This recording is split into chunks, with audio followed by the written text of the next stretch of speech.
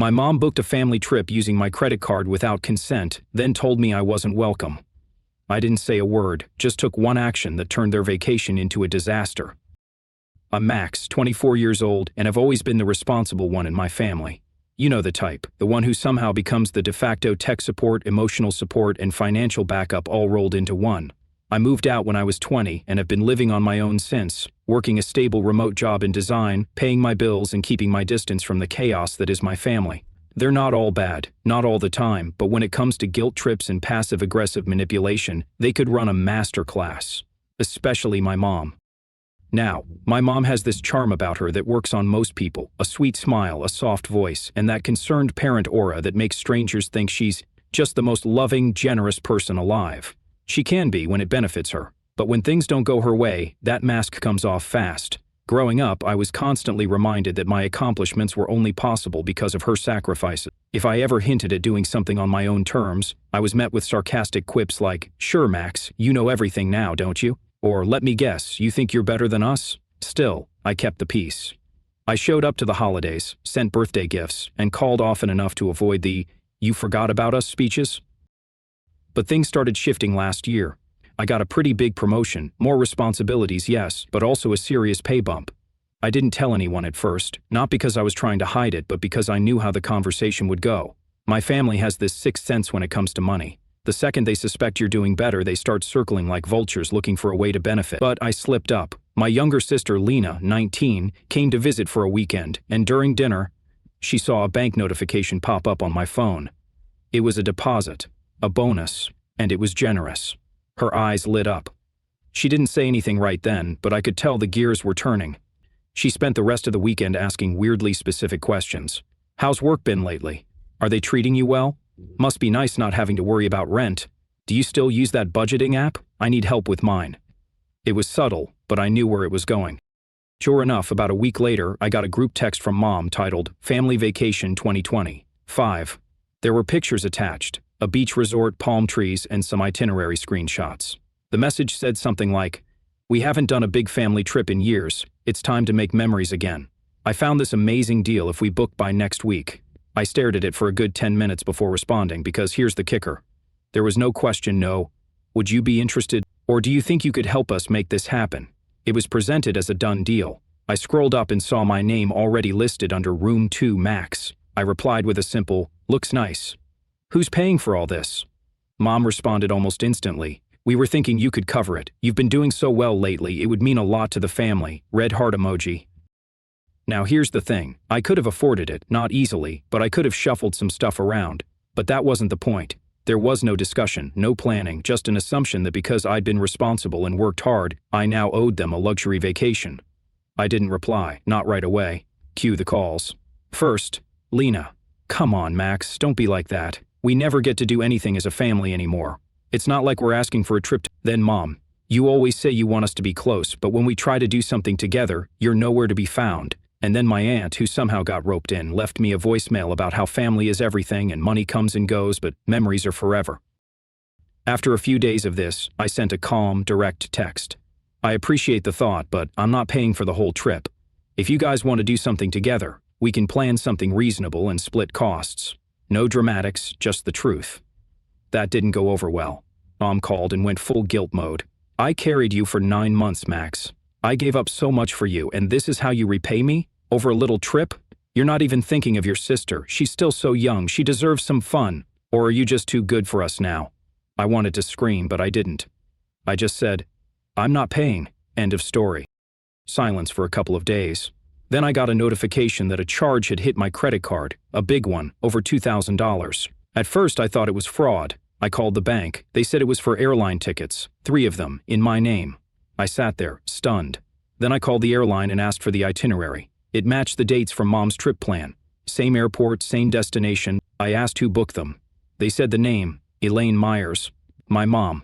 I called her. She picked up like nothing was wrong. "Max, you're going to love the hotel. Ocean view and everything." "You used my card?" She actually laughed. "Well, I needed to hold the reservation. We were going to pay you back, eventually." "No, Mom, you stole my card info." "Oh, don't be dramatic." That was the moment something in me cracked. I didn't yell, I didn't argue, I just said, "Cool," and hung up. Then I opened my banking app, reversed the charges, canceled the card, and requested a new one. I also called the airline and had the tickets flagged as fraudulent. That part wasn't easy. They made me jump through a few hoops. But eventually, I got confirmation the tickets were canceled. No refund would be issued since it wasn't a refundable fare. Tough luck. I didn't say anything. I just waited. An hour later, my phone rang. It was Lena. "Did you cancel the tickets?" I stayed quiet. "You're joking, right?" We were literally packing, still quiet. Then Mom called. This time, she didn't sound sweet or charming. She sounded furious. "You didn't really think you were coming, did you?" she said, voice dripping with contempt. "You're not even part of this family anymore." I smiled. "Cool," I said and hung up again. But that wasn't the end, because 2 days later, I got a letter from my mom's lawyer, or at least someone pretending to be. The letter claimed I had committed financial interference and caused undue emotional distress by reversing the charges and canceling the trip. And that was when things got really interesting.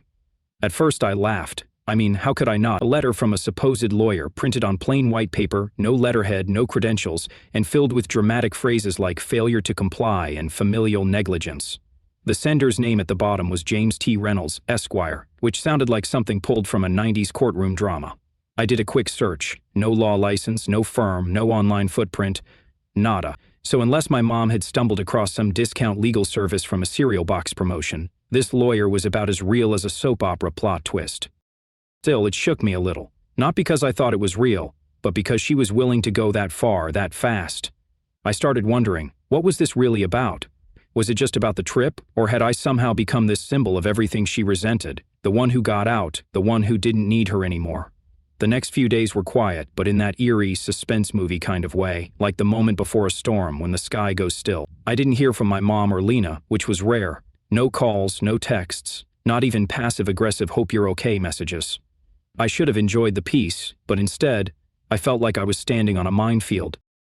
Then came the group chat. I was brushing my teeth when my phone buzzed again and again, ping, ping, like a slot machine hitting the jackpot. I opened it. The group chat now had 8 people. Not just Mom and Lena, but my cousin Jake, my Aunt Marcia, my Uncle Greg, and 2 people I didn't even recognize at first. Apparently, word had spread, and they were all concerned about my erratic. Marcia was the first to chime in. "Max, sweetie, we know your mom can be a little much sometimes, but this could have been such a beautiful time for everyone. Why blow it up over money?" Then Jake, "You reversed the charges? Seriously? Couldn't you have just said no?" And my favorite, from Greg, who I hadn't spoken to in 3 years. "Honestly, sounds like you've got a lot of bitterness you haven't dealt with. Maybe therapy would help." Therapy, because I didn't want to be scammed out of a few $1,000s. I started typing a reply, deleted it, typed again, deleted it. I wasn't sure what response would even be heard. Finally, I wrote, "I didn't sign up for this trip. I said no multiple times. The tickets were booked with my stolen card info. I reversed a fraudulent charge. You can call that blowing things up, but to me it's just called setting boundaries. If you can't see that, then I think we all need a little space." And then I left the group. 15 seconds later, I got a text from Lena. "You're really doing this, huh?" I didn't reply. Another one came in. "You were always the favorite. Mom bent over backward for you. One little thing and you act like we owe you the world." The favorite. That was rich. I thought about the nights I stayed home to babysit while Lena went out, or the time I worked extra hours to cover her phone bill, or how I missed my college graduation because Mom got too sick to drive, only to post pictures on Facebook from a wine tasting an hour away. It was always the same script. "Max, be a team player. Max, don't make it about you. Max, we're family." Until I started saying no. But here's where things took a turn. A real, stomach-sinking kind of turn. The next day, my manager pinged me on Slack. "Hey, can we chat for 5? I figured it was project, so I joined the video call, coffee in hand, half listening. But her face was weirdly serious. "Hey, Max, I just wanted to give you a heads up. We got an email this morning." I froze. "From who?" She looked uncomfortable. "Someone claiming to be a family member. They accused you of fraud, said we should watch our backs and not trust you with sensitive information. They even attached screenshots of what looks like a police report." I blinked. "What?" She paused. "Don't worry, we know it's ridiculous, but I had to flag it to HR just to cover ourselves. I told them it was obviously personal, but I wanted you to know what's going on." After the call, I just sat there, completely still. I didn't even feel angry, not yet. Just numb. This wasn't just about money anymore. This was about smearing me, about control. Mom couldn't get what she wanted, so she decided to punish me in the most vindictive way possible, by making me look dangerous, unstable, untrustworthy, and what scared me most wasn't the HR notice or the stupid email. It was how fast she escalated. I opened my inbox, searched for anything from my mom's name, and there it was. An email sent 2 hours earlier. Subject line, "You left us no choice." There were attachments, screenshots of texts, all out of context. A blurry photo of me at a bar from 3 years ago, laughing with a drink in hand. A fake-looking Word document with the words "formal statement" in bold at the top. And the message itself was short, just one line. "Actions have consequences, Max. You'll see that soon." My heart was pounding, not out of fear, but something deeper, something hotter. I had spent years swallowing my words, keeping my distance, trying to be the good son. I had forgiven more than I should have, tolerated what I would never advise a friend to tolerate, but this was war, and I wasn't going to sit back and watch her try to burn my life down, not this time. I didn't sleep that night. I tried, lay in bed, eyes open, staring at the ceiling, but my brain wouldn't shut off. It kept spinning through memories like a tape on fast forward. Birthday parties, where I was scolded for not sharing enough. Late-night arguments about money, my mom crying in the kitchen after Lena crashed my car, blaming me for not watching her better. It was all playing in a loop now, recontextualized by that one email. "You'll see that soon." She hadn't just crossed a line, she'd set the whole map on fire. By morning, I had a plan. Not revenge, not yet. That part would come later. First, I needed to protect myself. I started by calling my company's HR team. I explained the situation in more detail than I had with my manager. I told them I suspected a personal vendetta, that someone from my family was impersonating me or sending emails with false claims. Thankfully, HR was understanding. One of the reps, Dana, even said, "We've seen things like this before. Family can get messy." They logged everything and assured me they'd filter any future emails from my mom's address or anything similar. Next, I called my bank again. I confirmed the previous reversal had gone through, but I also asked them to block any future charges from the airline or the travel agency Mom had used, just in case. Then I went through every online account I owned, changing passwords, enabling two-factor authentication, and locking down anything that could be used against me. Venmo, PayPal, even my old Facebook account. I deleted the email from my mom, but not before saving every attachment and taking screenshots of the message just in case. It was around noon when I got the next surprise, a knock at my door. Not a soft, polite one, not a package delivery. This was the kind of knock that said, "I know you're in there." I checked the peephole. It was Lena, alone. I waited 5 seconds, 10, then opened it just enough to peer out. "Can I come in?" she said. No hello, no smile. "What do you want?" Against my better judgment, I let her in. She looked tired, like she hadn't slept either. Her eyes were ringed with smudged mascara, and her ponytail looked like it had been tied 3 days ago and never touched since. But the look she gave me wasn't apologetic. It was cold. She sat down on the edge of my couch like she owned the place. "I didn't know she was going to go that far," she said finally. "The email to your job, the whole fake lawyer thing, that wasn't part of the plan." "Plan?" I asked. She flinched. "Okay, poor word choice. I just meant, Mom said if we applied a little pressure, maybe you'd come around, book the tickets, call it a misunderstanding. You know how she is." "Yeah, I do. But then you canceled them." And she just snapped. I crossed my arms. "So, you drove all the way here to tell me that?" Lena's mouth tightened. "No, I came to warn you." That caught me off guard. She's talking to Aunt Dana now, and Uncle Fred. She's pulling out the big guns, trying to convince them you're cutting everyone off, isolating yourself. She's going to turn the whole family against you. I laughed once. "No, Max, you don't get it. She's saying you're unstable, that you're having some sort of mental episode. She brought up Dad." I stiffened. "Our dad died when we were kids, car accident. But in the years after, my mom crafted this narrative that he'd always been off, moody, paranoid, unreliable. She'd never said the word crazy, but it was always implied. And now she was using that same script on me. She told Aunt Dana you've been spiraling, said you might lose your job soon, and that's why you're lashing out." "And you believe that?" I asked. Lena hesitated. "No," she said, but it was too late. Her pause had already answered me. "You came here to warn me, huh?" I said. "Or did you come here to see if I'd crack?" She stood up. "I came here because she's scary when she's like this. You don't see it because you cut contact whenever things get hard. But I live with her, Max. I have to deal with the aftermath. And this time, she's not just angry, she's on some kind of mission." I opened the door. "Then maybe it's time you stop living with her." Lena didn't move. "She'll turn on you eventually, too," I added. "You know that, right?" Her eyes flickered. She didn't say anything. When she finally left, she didn't slam the door or scream. She just walked out and got in her car. I didn't hear from her again. But the next week, that's when everything really started to unravel. It started with my landlord. Hey, Max, his voicemail said. Weird thing, your mother called the office this morning, said she was your emergency contact and needed a copy of your lease agreement. She said you were being evicted and she was coming to help you move out. I told her that wasn't true, obviously, but heads up. Then came my bank again, a new attempt to open a joint checking account with her name added to mine. Then one of my friends, Alex, messaged me. Bro, your mom just added me on Facebook. She's been DMing me, asked if I've noticed any changes in your behavior. I didn't respond. I didn't need to. Because that's when I knew she wasn't just trying to punish me anymore. She was trying to rewrite me, to paint this version of Max who was unreliable, paranoid, vindictive, to convince everyone around me that she was the victim and I was the problem.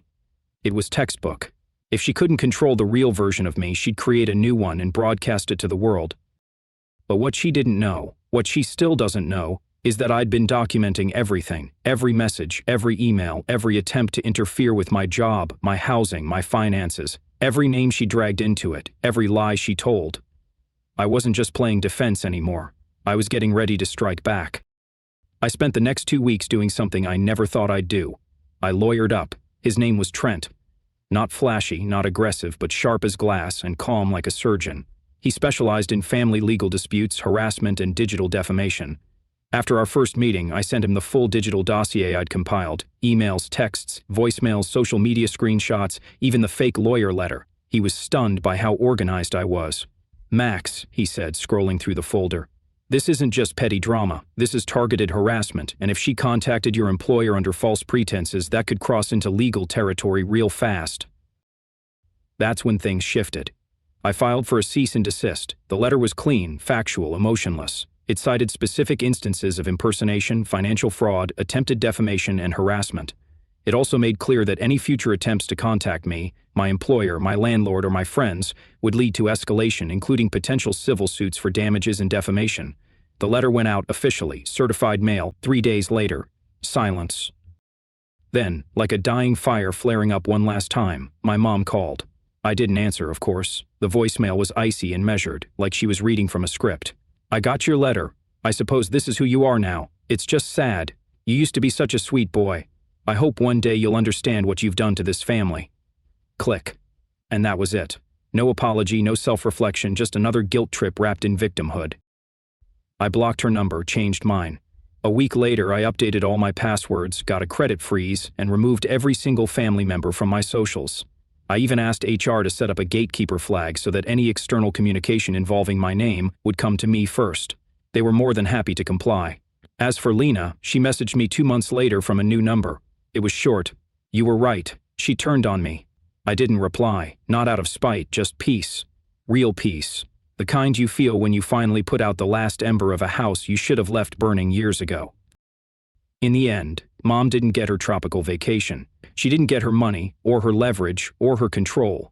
All she got was a silence louder than any apology I could have given, and the cold realization that her manipulation didn't work on me anymore. I didn't just walk away. I shut the door for good. And let me tell you, the air is a lot cleaner on the other side.